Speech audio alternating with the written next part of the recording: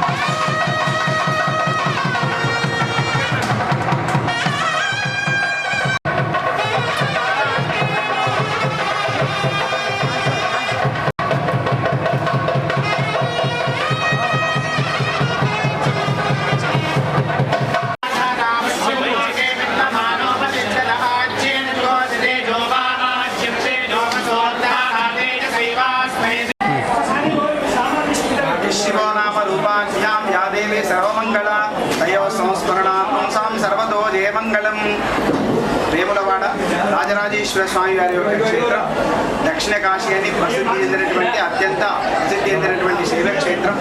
ఈ క్షేత్రంలో ప్రతి సంవత్సరం కూడా శ్రావణ మాసంలో వచ్చేటువంటి సోమవారాలు స్వామివారికి ఉదయం మహాన్యాసపూర్వక ఏకాదశుద్ధవారాభిషేకము, స్వామివారి యొక్క కళ్యాణ మండపంలో ప్రదోష కాలంలో మహాలింగార్చన కార్యక్రమం చేయడం జరిగింది. ఎందుకంటే అన్ని మాసాల్లోకి వెళ్ళిన శ్రావణ మాసం అత్యంత ప్రీతిదాయకమైనటువంటి మాసం ఈశ్వరునికి. కాబట్టి ఆ ఈశ్వర ప్రీత్యర్థం ఈ సంవత్సరం మనకు సోమవారంతో శ్రావణ మాసం ఆరంభమైంది కావున మనకు 5 సోమవారాలు రావడం విశేషం. ఈ 5 సోమవారాలు కూడా స్వామివారికి మహాన్యాసంతో మహారుద్రాభిషేకం విశేషంగా చేయడం జరుగుతుంది. ప్రతి సోమవారం నాడు కళ్యాణ మండపంలో లింగార్చన చేశాం. అయితే అభిషేకం ఎప్పుడైతే చేస్తామో, రుద్ర పునశ్చరణ చేస్తామో, దశాంశ హవన కార్యక్రమం ఈ శ్రావణ మాసం మొత్తంలో చివర వచ్చేటువంటి ఈ రోజు మాస శివరాత్రి. ఈశ్వరునికి మనకు మహాశివరాత్రి ఎలాగో సంవత్సరంలో ప్రతి మాసంలో కూడా వచ్చేటువంటి ఈరోజు మాస శివరాత్రి. ఈరోజు ఆ మాస శివరాత్రి పర్వాన్ని పురస్కరించుకొని ఈ శ్రావణ మాసంలో చేసినటువంటి స్వామివారికి చేసినటువంటి అభిషేక పునశ్చరణలన్నీ కూడా మనకు సాంగోపాంగంగా మనకు ఫలితాన్ని చేకూర్చాలంటే రుద్రహవన కార్యక్రమం చేయాలి. అటువంటి రుద్రహవన కార్యక్రమం ప్రతి సంవత్సరం మాదిగానే ఈరోజు మాస శివరాత్రి సందర్భంగా స్వామివారికి ఉదయం వేళ మహాన్యాసంతో అభిషేకము, 8 గంటల నుంచి స్వామివారి యొక్క కళ్యాణ మండపంలో మహారుద్ర హవన కార్యక్రమం చేయడం జరిగింది. ఆ తర్వాత స్వామివారికి ఆ రుద్రహవన ఔషధం అంతా కూడా స్వామివారికి ధారవేయడం జరిగింది. కాబట్టి శ్రావణ మాసం మాసం ఈసారి సోమవారంతో ఆరంభమైంది కాబట్టి 5 సోమవారాలు రావడం జరిగింది. ఈ 5 సోమవారాల పాటు మరియు మాస శివరాత్రితో యుక్తంగా స్వామివారికి విశేషమైనటువంటి అభిషేకం చేయడం జరిగింది.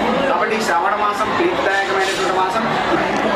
ఎవరైతే ఈ శ్రావణ మాసంలో స్వామివారిని పూజిస్తారో, సేవిస్తారో, దర్శిస్తారో వారందరికీ కూడా ఆ ఈశ్వర కటాక్షం కలిగి సమస్త కోరికలన్నీ కూడా నెరవేరుతాయి. ఓం స్వస్తి.